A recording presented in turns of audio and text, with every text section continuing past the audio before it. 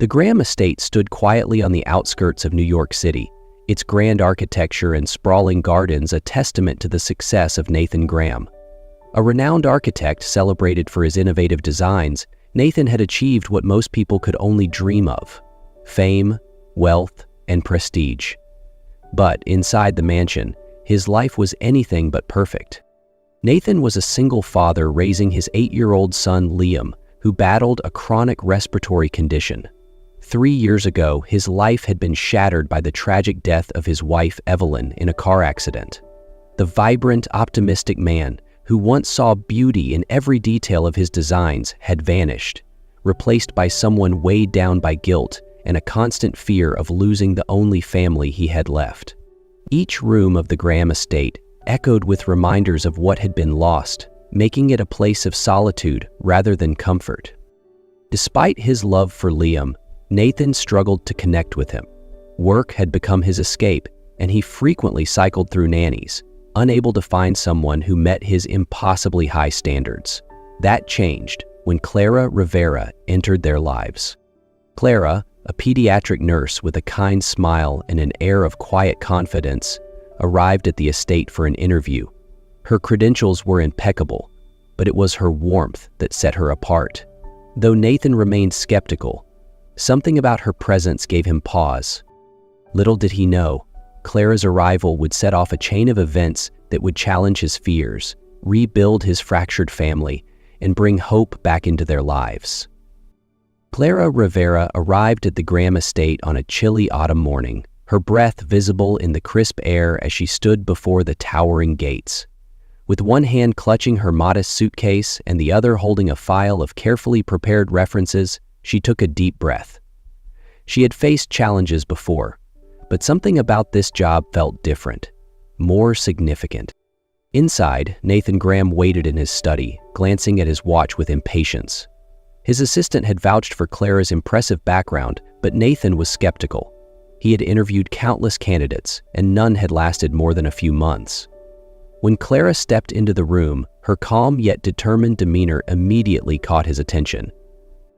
"Miss Rivera," Nathan began, his tone formal, "your credentials are impressive.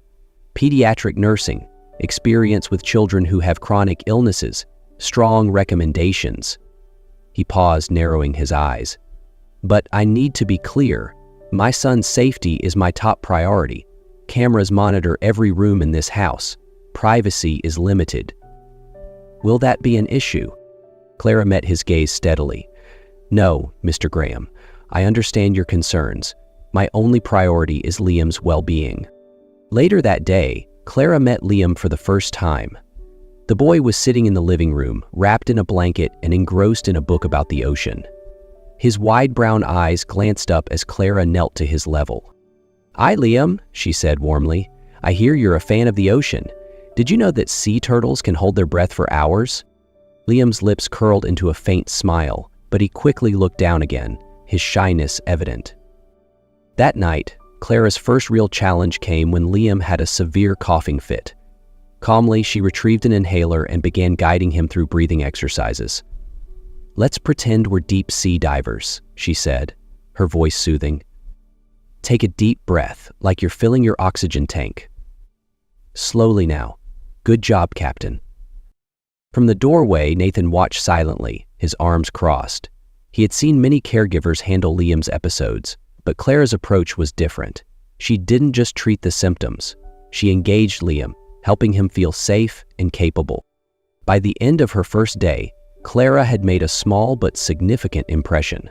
Liam seemed more at ease, and Nathan, though still guarded, couldn't help but notice the shift in the house's atmosphere.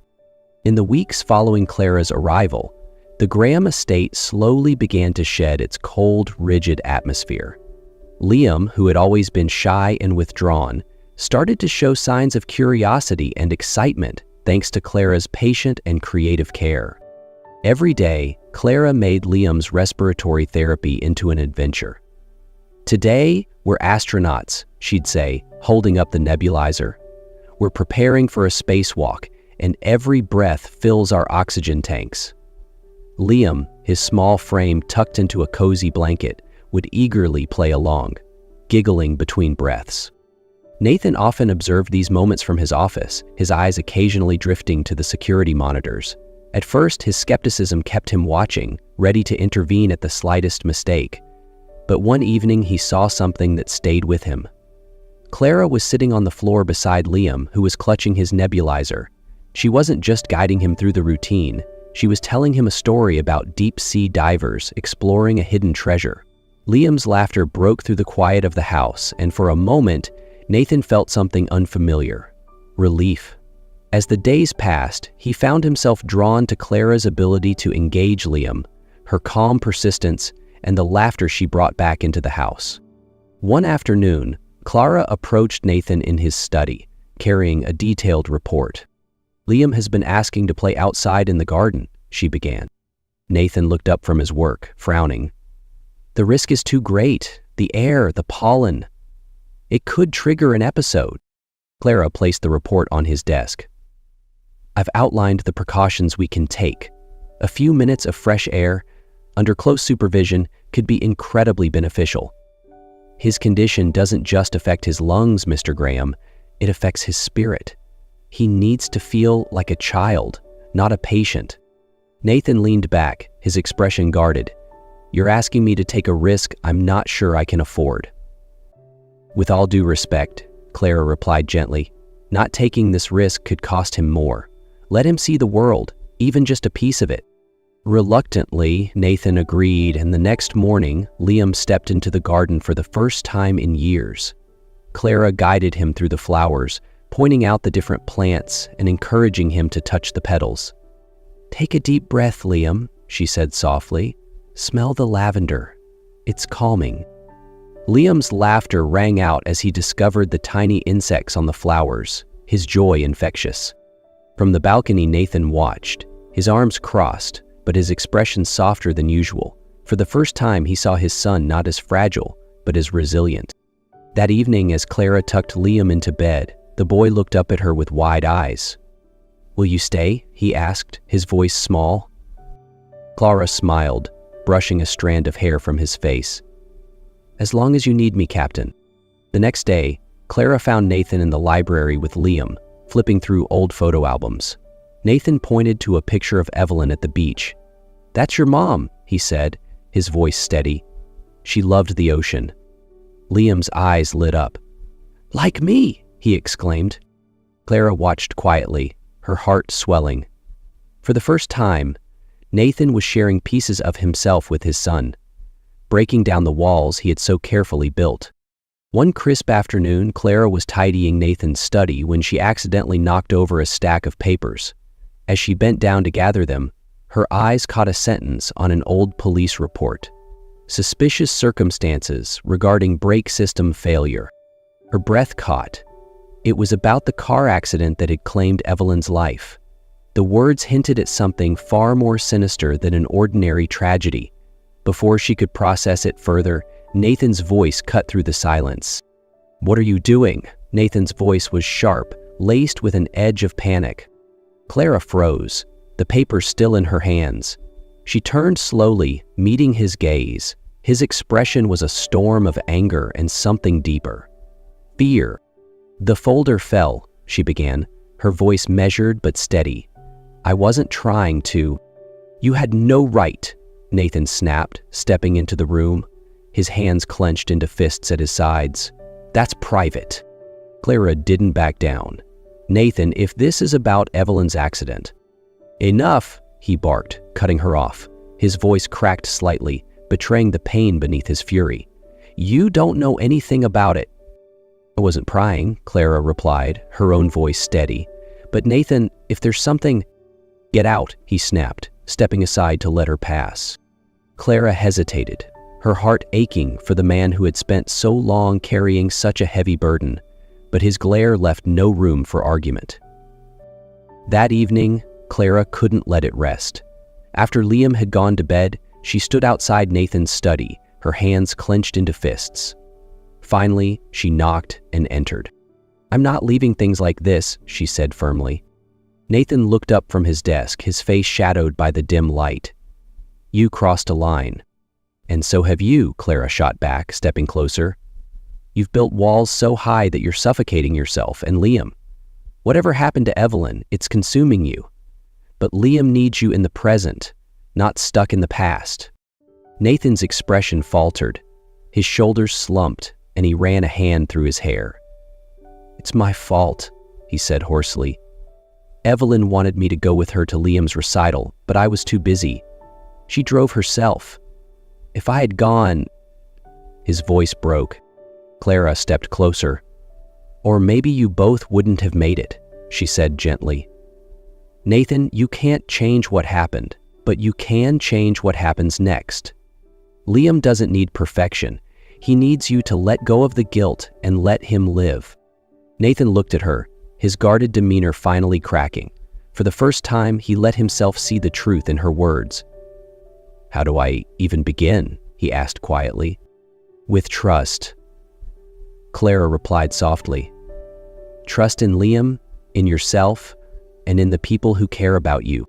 After that evening, something shifted in the Graham household. Though Nathan remained guarded, Clara's words stayed with him, quietly urging him to change. He began letting go of his rigid routines, opening small windows for Liam to experience more freedom under Clara's watchful care. One morning, Nathan joined Clara and Liam in the garden. Liam was crouched near a bed of flowers, marveling at a butterfly. "Look, Dad," he exclaimed, his face lit with excitement. Nathan knelt beside him, a rare smile on his face. "Do you know what kind of butterfly that is?" Clara asked, kneeling as well. Liam shook his head eagerly. "It's a monarch," Clara said. "They're incredible travelers, migrating thousands of miles each year." "Like me," Liam said proudly, referencing his love for exploring the world through books. Nathan chuckled, ruffling his son's hair. That evening, as Clara prepared Liam for bed, Nathan lingered in the hallway, watching her tell Liam a story. Her voice was soothing, weaving an adventure about a brave explorer conquering a stormy sea. Liam's eyelids grew heavy, and he drifted off, clutching a stuffed animal. Later, Nathan found Clara in the kitchen, organizing notes about Liam's progress. "You're making a real difference," Nathan said, his voice soft. "Liam is doing the work," Clara replied with a smile. "He's stronger than he knows."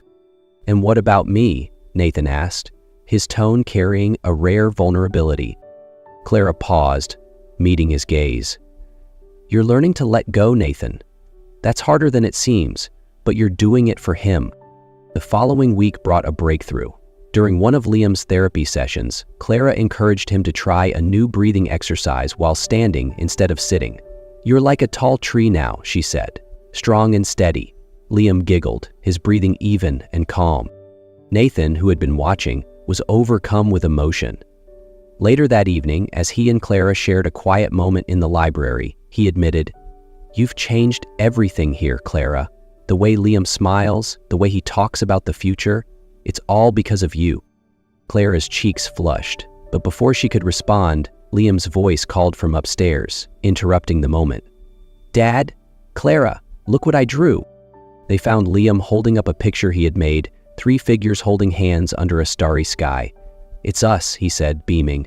"Our family." Nathan and Clara exchanged a glance, both deeply moved. In that moment, Nathan realized something profound. His house was no longer a fortress. It was a home. A storm rolled into the city late one evening, bringing howling winds and heavy rain that rattled the windows of the Graham estate. The sudden drop in temperature triggered a severe respiratory crisis for Liam, sending both Nathan and Clara into action. In Liam's room, Clara worked quickly, administering medication and guiding his breathing exercises. Nathan paced like a caged lion, his face pale with worry. "His heart rate is still too fast," Clara murmured, watching the monitor. "We need to calm him down." "I've already called an ambulance," Nathan said, his voice trembling. "No," Clara replied firmly. "The storm will only make it worse. Trust me, Nathan." Their eyes met in the dim light, and for the first time, Nathan placed his complete trust in Clara. Following her instructions, he climbed onto the bed and leaned against the headboard, pulling Liam into his arms. "Now breathe with him," Clara said gently. Slow, steady breaths. He'll follow your rhythm. For long, tense minutes, the three of them breathed in unison. Gradually, Liam's breathing stabilized, and his small frame relaxed against Nathan's chest. "Tell him a story," Clara whispered. Nathan hesitated, his voice faltering. "It was a summer night when your mom and I first met," he began. As Nathan shared a cherished memory of Evelyn, Liam's eyes grew heavy, and he drifted into a peaceful sleep. Clara sat at the edge of the bed, her hands folded tightly, watching the two of them. Nathan looked up at her, his expression softening. "Thank you," he whispered, "for everything." Clara smiled, her heart full. "You're the one he needs most, Nathan. Don't ever forget that." For the first time in years, Nathan felt a glimmer of something he thought he'd lost forever: hope. The storm passed, leaving the air crisp and clear the next morning. In Liam's room, the boy slept soundly, his breathing steady for the first time in days. Nathan and Clara sat on opposite sides of his bed, united by the shared exhaustion of a sleepless night and the unspoken bond that had formed between them. As the first rays of sunlight spilled into the room, Nathan quietly said, "Last night I realized something. I've spent so much time trying to protect Liam that I forgot how to live. You reminded me." Clara smiled, her voice soft. "You've always been protecting him, Nathan, but now you're showing him how to live." A week later, life at the Graham estate felt lighter. Nathan had started working more from home, joining Liam for therapy sessions and meals.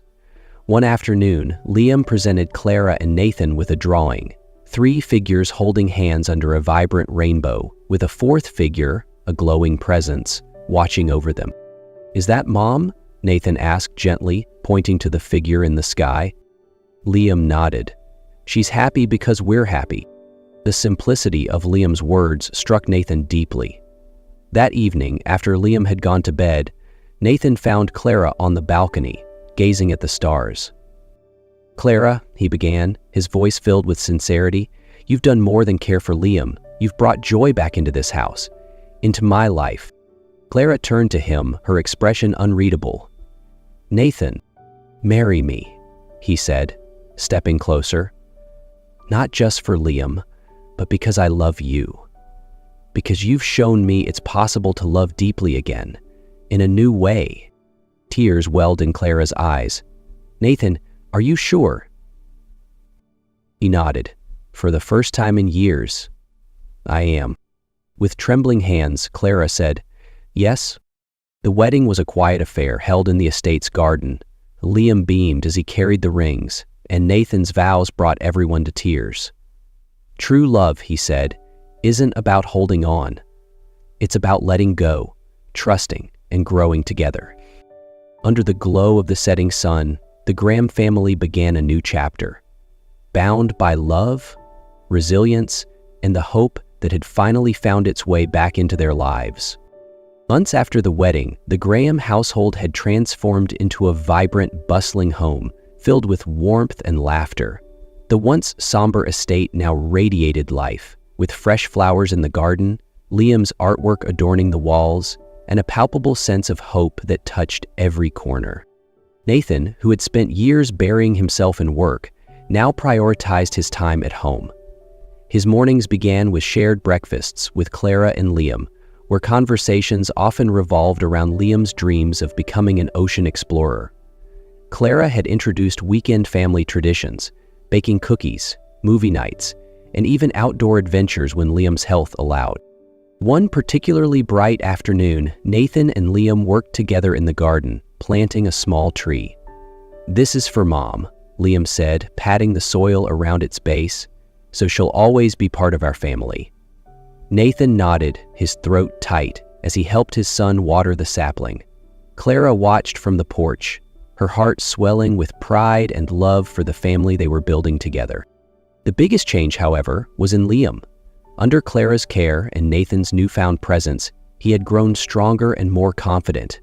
His therapy sessions became less about managing symptoms and more about building his endurance and independence. One day, as he ran down the garden path chasing a butterfly, Nathan turned to Clara, his voice filled with wonder. "I never thought I'd see him like this, so free." Clara smiled, placing a hand on Nathan's arm. "He's always had it in him. He just needed the chance to show it." The couple continued to honor Evelyn's memory in meaningful ways. The guest room, once untouched and filled with her belongings, had been transformed into a family library. Shelves lined with books about the ocean, space, and adventure served as a tribute to Evelyn's love of learning. Liam often sat there with Nathan, listening to stories about his mother's vibrant spirit. One evening, after Liam had gone to bed, Nathan and Clara sat on the balcony, a place that had become their quiet retreat. "Do you think Evelyn would be proud of us?" Nathan asked softly, gazing at the stars. Clara took his hand, her voice warm but firm. "She would, Nathan. Not just because of what you've done for Liam, but because you found the courage to let go of the guilt. You're honoring her memory by living again, not just surviving." Nathan nodded, his eyes misty. For the first time, he felt he could look at the past without being weighed down by it. As the night deepened, Liam appeared at the door, holding his latest drawing, a constellation map with their family's names written among the stars. "Look," he said excitedly, "Mom has her star, and now we all do too." Nathan pulled his son into a hug, his voice thick with emotion. "You're right, buddy. We're all part of something bigger now." Under the canopy of stars, the Graham family sat together, reflecting on their journey. Though the past had left its scars, they had found a way to embrace it, allowing it to shape their future without defining it. Their home was no longer just a structure of stone and glass. It was a place of love, resilience, and infinite possibilities.